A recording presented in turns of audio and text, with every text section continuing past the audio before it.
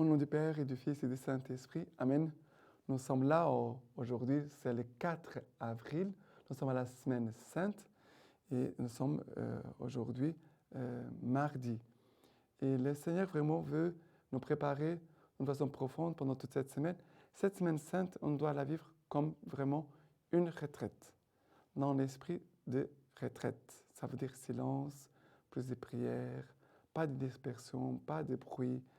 Voilà, vraiment, vis même là, chez toi, d'une façon bien recueillie, cette semaine sainte. Alors, la première lecture d'aujourd'hui, c'est Isaïe, chapitre 49, à partir du verset 1.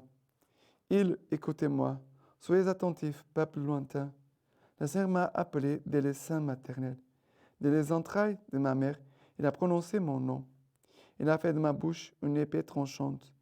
Il m'a abrité à l'ombre de sa main. Il a fait de moi une flèche acérée. Il m'a caché dans son carquois. Il m'a dit, tu es mon serviteur Israël, toi en qui je me glorifierai. Et moi, j'ai dit, c'est en vain que j'ai peiné. Pour rien, pour du vent, j'ai usé mes forces. Et pourtant mon droit était avec le Seigneur, et mon salaire avec mon Dieu. Et maintenant le Seigneur a parlé, lui qui m'a modélé dès les seins de ma mère, pour être son serviteur, pour ramener vers lui Jacob et qu'Israël lui soit réuni. Je serai glorifié par le Seigneur, et mon Dieu a été ma force. Il a dit, c'est trop peu que tu sois pour moi un serviteur, pour relever les tribus de Jacob et ramener les survivants d'Israël. J'ai fait de toi la lumière des nations, pour que mon salut atteigne aux extrémités de la terre. Et ce verset ici, il est très fort. J'ai été choisi pour que mon salut puisse arriver jusqu'aux extrémités de la terre. Bien sûr, cette lecture, ici, c'est le deuxième chant du serviteur. Mais la lecture parle de Jésus-Christ, mais le Seigneur aussi veut que son salut puisse arriver aux extrémités de la terre que nous sommes, et aussi là où nous sommes. Le Seigneur veut faire de nous aussi, chacun de nous, un signe de son salut. Jésus est le salut lui-même. Mais le Seigneur veut faire de nous aussi des signes de salut. Et nous voyons ici le verset 4. Et moi j'ai dit, c'est en vain que j'ai peiné, pour rien, pour du vent, que j'ai osé mes forces. Et pourtant mon droit était avec le Seigneur, et mon salaire avec mon Dieu. Nous sommes dans cette semaine sainte, nous contemplons le mystère de la passion, de souffrance du Christ. Nous regardons vers la croix. Nous regardons Jésus dans tout ce qu'il va vivre pendant cette semaine, où il se prépare pour vraiment livrer sa vie pour nous. Mais nous devons contempler aussi ce qui se passe dans le cœur de Jésus, dans ce que Jésus vit dans son intérieur. Souvent, nous pensons beaucoup à nous et nous pensons beaucoup moins en Dieu. Or, alors, notre conversion, c'est de penser davantage à ce qui est dans le cœur de Jésus, dans le cœur de Dieu, et peut-être moins en nous. Car la grâce vient de Jésus. C'est de lui que vient la force pour notre conversion, pour le changement de notre vie. Et c'est lui, Jésus, qui est notre sauveur. C'est lui le salut. Mais ici, le Seigneur nous invite à écouter, à être attentif. Voilà, cette semaine, le Seigneur nous dit à chacun de nous, écoutez-moi, soyez attentifs. Et vraiment, le Seigneur veut vraiment nous approcher de lui, de son cœur. Et le Seigneur dit aussi, lui qui m'a modélé dès les seins de ma mère pour être son serviteur. Le Seigneur veut faire de nous aussi des serviteurs. Des serviteurs au service de son évangile, au service de sa lumière, au service de sa vérité, au service de son salut. Voilà que le Seigneur veut vraiment nous faire comprendre le mystère de la passion de Jésus-Christ et aussi de sa glorification. Je serai glorifié aux yeux du Seigneur et mon Dieu a été ma force. Ça veut dire que Jésus, dans la souffrance, dans sa passion, mais Jésus aussi dans sa résurrection. Voilà ce que le Seigneur nous parle à chacun de nous. Maintenant, le psaume d'aujourd'hui, c'est le psaume 71, à partir du verset 1. Nous dit ceci. En toi, Seigneur, j'ai mon abri. Sur moi, pas de honte à jamais. En ta justice, défends-moi, délivre-moi. Tends vers moi l'oreille et sauve-moi. Sois pour moi un roc hospitalier, toujours accessible. Tu as décidé de me sauver, car mon rocher, mon rempart, c'est toi. Jésus aussi, au moment de la passion, va dire, Père, c'est possible, éloigne de moi cette coupe. Mais par ma volonté, mais la tienne soit faite. Ici, tu as décidé de me sauver, car mon rocher, mon rempart, c'est toi. Voilà ce que le Seigneur nous dit à chacun de nous.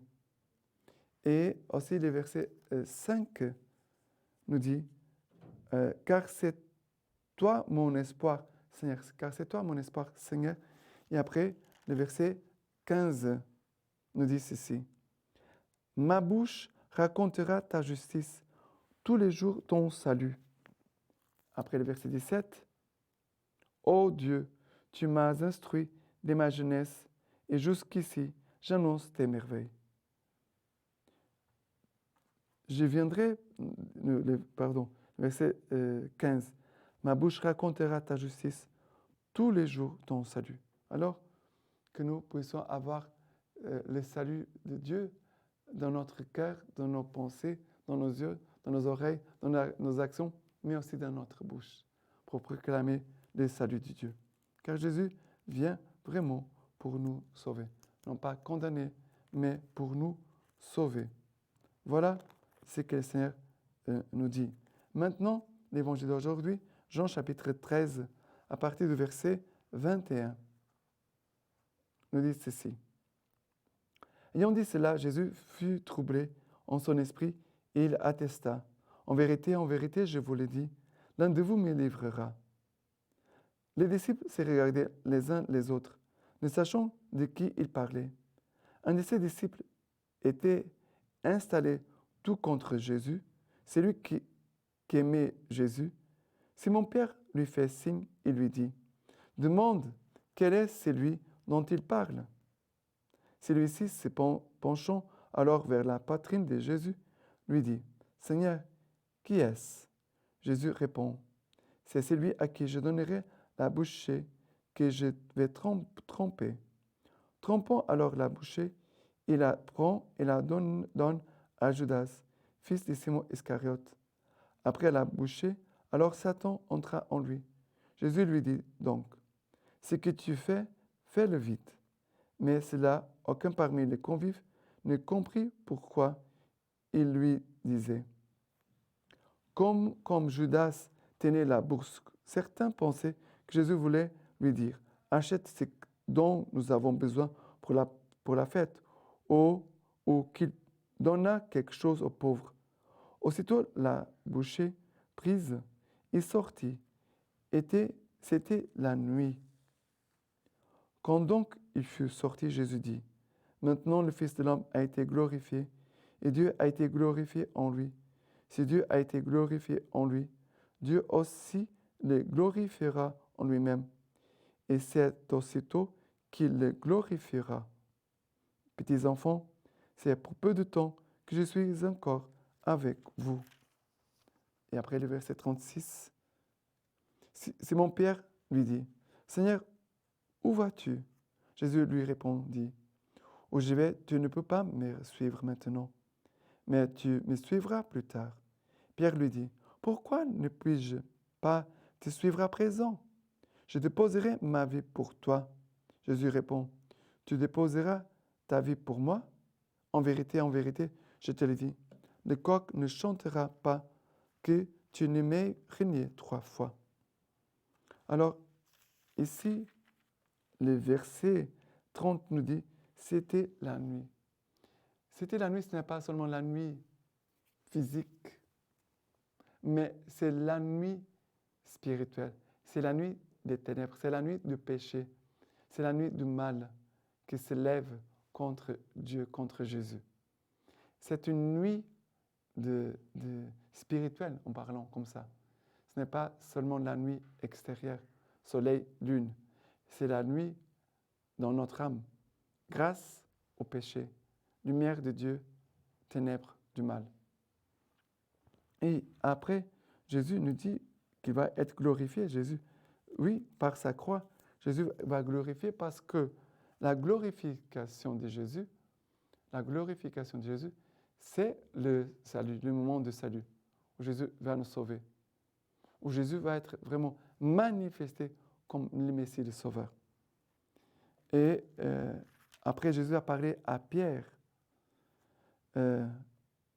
Jésus parle qu'il va mourir, parle de sa passion. Et Jésus va poser la question. Simon Pierre pose la question. Seigneur, où vas-tu? Où je vais, tu ne peux pas me suivre maintenant, mais tu me suivras plus tard. Pierre pourrait dire, d'accord, Seigneur, mais est-ce que je peux comprendre mieux ce que tu dis? Alors, tu me dis que c'est plus tard, alors j'accepte que ce n'est pas maintenant. Mais il a l'orgueil de Pierre qui s'élève. Pourquoi ne puis-je pas te suivre à présent? Pourquoi? C'est l'orgueil, c'est le volontariste qui parle. Je déposerai ma vie pour toi. Jésus va dire, tu déposeras ta vie pour moi? En vérité, je te le dis, le coq ne chantera pas que tu ne m'aies renié 3 fois. Alors, c'est l'invitation à l'humilité. Pierre doit faire un chemin d'humilité pour vraiment toucher sa misère. Et nous aussi, nous avons besoin de faire ce chemin avec Pierre aussi, de toucher notre misère, notre infidélité. Mais c'est vrai que Pierre, cette parole que Jésus va dire à Pierre, tu me suivras plus tard, c'est bien vrai parce qu'après, Pierre va aussi donner sa vie pour Jésus. Maintenant, la lecture patristique de Saint Basile. Le dessein de Dieu, notre Sauveur, en faveur de l'homme, consiste à le ramener de son exil, à le faire revenir dans l'intimité de Dieu en le tirant de l'éloignement causé par sa désobéissance.